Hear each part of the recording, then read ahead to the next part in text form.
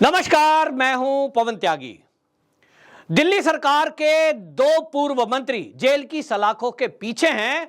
उनमें से एक हैं सत्येंद्र जैन, जिनको ईडी ने शेल कंपनी के जरिए ट्रांजैक्शन में जेल के अंदर बंद किया है, और दूसरे हैं मनीष सिसोदिया, जो कि दिल्ली के पूर्व डिप्टी सीएम भी हैं और अब वो सीबीआई की गिरफ्त में हैं। एजेंसियों का कहना है कि करोड़ों का घोटाला हुआ है शराब नीति में बदलाव करके। जहां एक तरफ सरकार को चूना लगाने का प्लान करा गया, वहीं करोड़ों रुपए शराब कारोबारियों से लेकर के इन्होंने उस पैसे को पंजाब के चुनाव में इस्तेमाल किया। आरोप है, जेल के अंदर बंद है, लेकिन दूसरी तरफ केजरीवाल जी दोनों अपने मंत्रियों को क्लीन चिट देते हुए ये कहते हैं कि ये सब आरोप फर्जी हैं और मोदी जी हमारी इस पार्टी को बदनाम करना चाहते हैं, और मेरे इन कट्टर ईमानदार लोगों को जो ये बढ़िया काम कर रहे थे, अच्छा मंत्रालय चला रहे थे, इनको काम करने से रोकने की नीयत से इनको जेल में डाला है।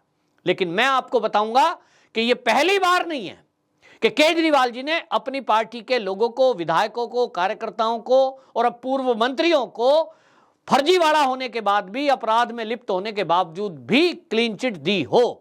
फहरिस्त लंबी है, लेकिन आपको पहले शराब घोटाले के बारे में बता देते हैं जो एजेंसियों ने खुलासा किया है। उन्होंने कहा कि केजरीवाल जी जो ये आरोप लगा रहे हैं और वो ये कह रहे हैं कि केंद्र सरकार के दबाव में, मोदी के दबाव में एजेंसियां काम कर रही हैं, और हमारे ऊपर कोई इनके पास सबूत नहीं है कि ये कह सकें कि हमारी शराब नीति गलत थी, हमारी शराब नीति हमने वापस ली। इसका कोई जवाब वो देते नहीं है, लेकिन वो कहते हैं कि हमने कोई घोटाला नहीं किया।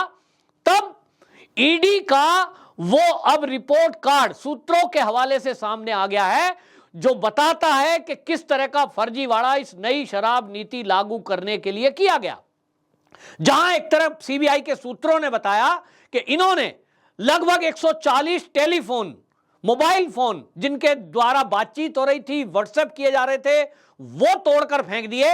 वहीं मनीष सिसोदिया जी के कार्यालय से जो कंप्यूटर मिला, उसके अंदर से ऐसी जानकारी मिल गई है कि वो मेल भेजी गई और शराब कारोबारियों को इस नीति के आउट होने के पहले ही वो लीक कर दी गई। ये सबूत हैं। तो सवाल उठता है कि वो कारोबारियों तक पहले कैसे पहुंची, क्यों पहुंची। दूसरा, इस मामले में अब कुछ जो सरकारी गवाह बने हैं, वो सरकारी गवाह बीजेपी के आदमी नहीं है, वो आम आदमी पार्टी से उनकी निकटता है, आम आदमी पार्टी के कार्यकर्ता हैं, और वो अब सरकारी गवाह बने हैं। और इसी में एक गवाह हैं जो मनीष सिसोदिया के सेक्रेटरी हैं, यानी उनके मंत्रालय के सचिव। उन्होंने बाकायदा जज साहब के सामने अपना जो बयान है वो दर्ज करा दिया है धारा 164 के तहत। यानी उन्होंने कहा है कि ये शराब नीति जो बनी थी, जो तय हुई थी, वो लागू नहीं हुई, जो लागू हुई वो बनाई नहीं थी, और अपनी तरफ से इन्होंने चेंज किए गए। और वो कहते हैं कि मनीष सिसोदिया के कहने से मैंने ये बदलाव किए थे। जो सेक्रेटरी हैं उन्होंने बाकायदा जज साहब के सामने बताया कि अरविंद केजरीवाल जी के घर पर, जहां पर सत्येंद्र जैन मौजूद थे और वहां पर गहलोत मौजूद थे, और वहीं पर जो है बुलाया गया मुझको, और वहां मनीष सिसोदिया ने वहां बिठाकर और ये बात की कि कुछ इसमें ऐसा चेंज किया जाए, तो 5% से बढ़ाकर कमीशन 12% शराब कारोबारियों का किया। और ये सब बाद में हुआ है दबाव के कारण। बोले जी मैं तो सेक्रेटरी हूं, मुझे ये करना पड़ा। लेकिन इसमें एक चौंकाने वाला खुलासा ये हुआ कि ये जो आम आदमी पार्टी बात बात में कहती है कि हम तो राय शुमारी कराते हैं, जनता की राय से हमने लागू किया, उसका खुलासा ईडी के सूत्रों ने किया है। और बड़ा चौंकाने वाला खुलासा यह है कि जनता की राय लेने के नाम पर अरविंद केजरीवाल जी की सरकार में बैठे ये मनीष सिसोदिया जी, इनके द्वारा एक ईमेल जारी किया गया कि जनता, दिल्ली की जनता हमारी शराब नीति के बारे में अपनी राय दे सकती है कि हम जो है हर वार्ड में शराब के ठेके खोलने जा रहे हैं, तो आपकी राय क्या है, नीति पुरानी या नई, कौन सी अपनाई जाए, और जो हम हर वार्ड में 2-2 ठेके खोलने की बात कर रहे हैं, आपकी राय आप दीजिए। अब उसमें अभी तक जो आम आदमी पार्टी यानी मनीष सिसोदिया हो या केजरीवाल ये कह रहे थे कि हमारी नीति हमने जनता के कहने पर लागू की है, जनता ने हमें सुझाव दिए थे, जनता के सुझाव हमने लिए थे, रायशुमारी की थी। अब उस रायशुमारी की पोल खुलती है और पोल ये खुली है कि ये जो रायशुमारी के नाम पर 4000 मेल का जिक्र मनीष सिसोदिया जी का मंत्रालय कर रहा है वो फर्जी थे। और ये खुलासा ईडी के सूत्रों ने किया कि आपको बता दूं कि ये बोल रहे हैं कि एक विनय बाबू हैं, और विनय बाबू कौन है? विनय बाबू हैं पेरनॉर्ड रिकॉर्ड कंपनी के वो अफसर है, और उन्होंने कहा कि मुझे जो है ये कहा गया कि आपको ऐसा अरेंजमेंट करना है कि सरकार के ईमेल आईडी पर कुछ ऐसे मेल आए जैसा हम चाहते हैं।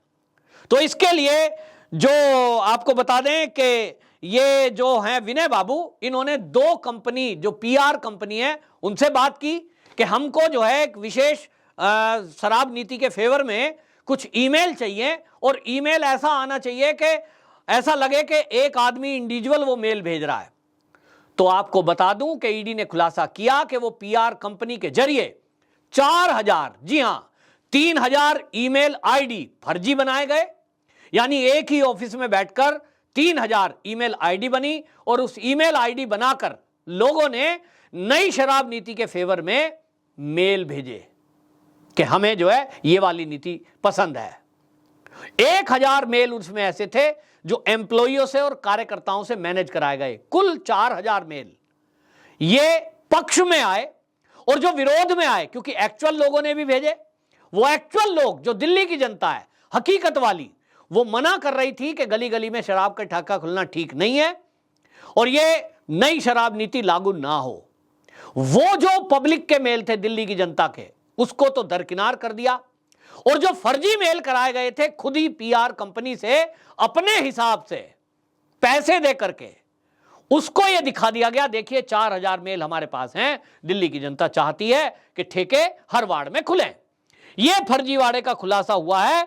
अब इसको बता दूं कि जो दानिश अधिकारी हैं सी अरविंद, वो मनीष सिसोदिया के बारे में बताते हैं कि 5% से बढ़ाकर 12% जो कमीशन किया, इस पर कोई राय किसी से नहीं ली गई, और ये अपने मन से अरविंद केजरीवाल जी, सत्येंद्र जैन और ये केजरीवाल के आवास पर इकट्ठे हुए, और सी अरविंद कहते हैं कि मुझे वहां बुलाया गया और कहा गया कि आप यहां आइए और हमें कुछ बात करनी है, और ये कहा गया कि इस नीति को इस तरह नहीं ऐसे बनाओ जैसे हम कह रहे हैं। तो इसलिए उन्होंने बताया।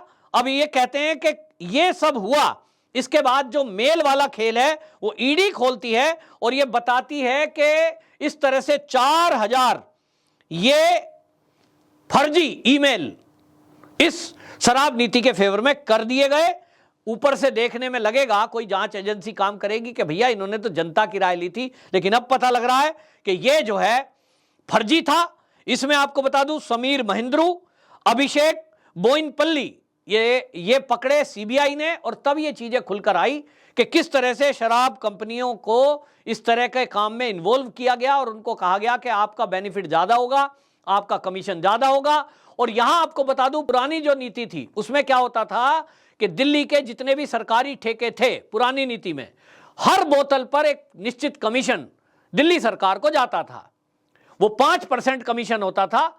अगर कोई 100 रुपए की बोतल है तो हर 100 रुपए की बोतल पर शराब की बिक्री पर 5 रुपए सरकार को कमीशन मिलता था। और जो इन्होंने नई नीति बनाई उस नीति में ऐसा कर दिया कि जो शराब के ठेके लेंगे, जो लाइसेंस लेंगे, वो 12% उनका कमीशन होगा, लेकिन एक बार में ले लो, उसके बाद कितनी बोतल बेचो, कितने ही साल तक बेचो, उनका लाइसेंस दे दिया गया। आपका एक बार कमीशन लेकर ये इकट्ठा पैसा इकट्ठा इन्होंने कर लिया, क्योंकि शायद ये जानते होंगे कि आज नहीं तो कल इस पॉलिसी का विरोध हो सकता है, ठेके बंद कराए जा सकते हैं, गली मोहल्ले में विरोध हो सकता है, महिलाएं विरोध में उतर सकती हैं, और इसलिए अपना पैसा कमाओ और यहां से साइड हो जाओ। तो ये पोल खुली, और ये पोल और किसी नहीं तो दिनेश अरोड़ा ने खोली, और दिनेश अरोड़ा ये मनीष सिसोदिया के खासम खास हैं, ये सरकारी गवाह बन गए, और इन्होंने कहा कि मैं पूरी बातें बताने वाला हूं, कहां से पैसे आए, किसने दिए, किसको लिए, लेकिन मेरी आप सजा कम कर दें क्योंकि मेरा इसमें दोष नहीं है, मैंने एक जगह से पैसे लिए दूसरी जगह पहुंचाए। तो सूत्र ये कह रहे हैं कि ये दिनेश अरोड़ा जो सरकारी गवाह बने, और एक जो ये सी अरविंद हैं, ये सी अरविंद जो सचिव मनीष सिसोदिया के थे, इन दो लोगों के गवाही देने के आधार पर ही सीबीआई ने इनको अरेस्ट किया। इन्हीं के बयानों के आधार को आधार बनाकर सीबीआई ने सुप्रीम कोर्ट से इनको सुनने के लिए मना किया, वहां से फटकार लगी। और अब ये कह रहे हैं कि साहब हमारे ऊपर तो कोई आरोप ही नहीं था।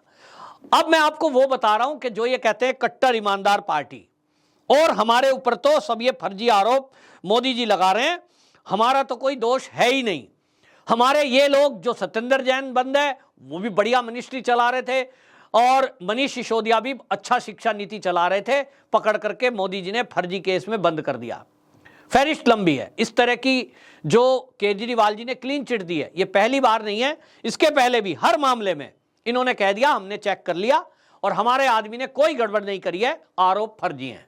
नाम बताता हूं, सोमनाथ भारती, आपको याद होगा, घरेलू हिंसा, सुरक्षा गार्ड से मारपीट, उनकी पत्नी ने एफआईआर कराई और उनको भी इन्होंने कहा कि यह आरोप फर्जी है। संदीप कुमार, यौन शोषण और बलात्कार।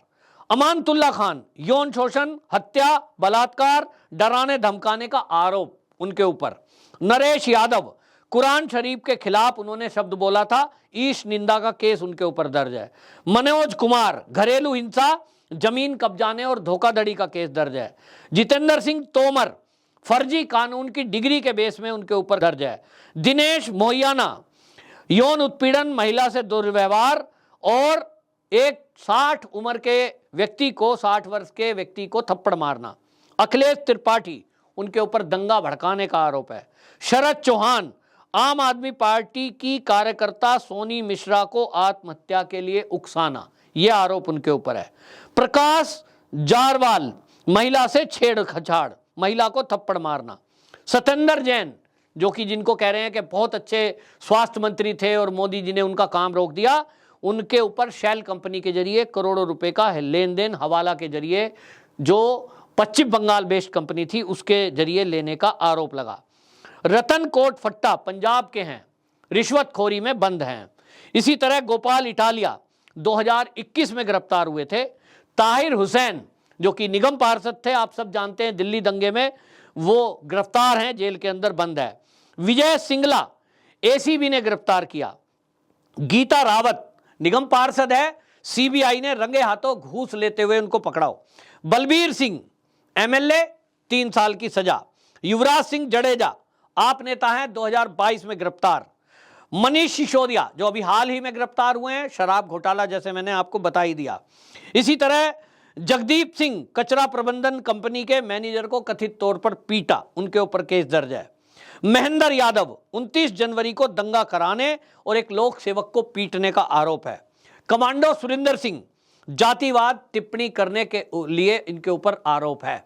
अब ये सब मैंने जो लिस्ट लंबी सुनाई है, ये आरोप हैं। कुछ जेल में गए हैं, कुछ जमानत पर हैं, लेकिन सवाल यह है कि अपने आप को सबसे अलग बताने वाली आम आदमी पार्टी, आज उनके ऊपर अगर केस दर्ज है तो वो कहते हैं यूपी में भी दर्ज है, बीजेपी पे भी दर्ज है, कांग्रेस वालों पे भी दर्ज है।